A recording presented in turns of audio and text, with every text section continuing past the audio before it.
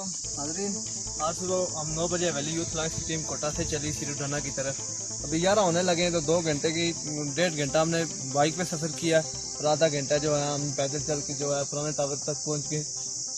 अब जो है दूसरे टावर को आधा 1 घंटा लगेगा, उसके बाद हमने वहाँ जाके देखना काम शुरू है कि नहीं शुरू। शैतान रजीम बिस्मिल्लाहिर्रहमानिर्रहीम।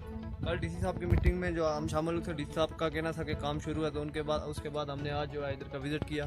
3 घंटे हमें लगे कोटा से यहाँ पहुँचने तक। उसके बाद हम टावर पे गए, टावर पे देखा, उसके बाद ये रास्ते में देखे सामान वगैरह काम शुरू हो गया। इनका कहना था कि परसों के बाद जो है कल से इनने काम शुरू कर दिया। डीसी साहब का शुक्रिया भी अदा करते हैं और बाकी काम का जिनने काम किया उनका भी शुक्रिया अदा करते हैं। तो जो है हम वक्तन अब जो है 1 हफ्ते 2 हफ्ते के बाद विज़िट करते रहेंगे। उम्मीद है कि काम नहीं रुकेगा और 1.5 माह का जो हमें टाइम दिया हुआ है उसमें उम्मीद करते हैं कि ये काम पूरा हो जाएगा। शुक्रिया।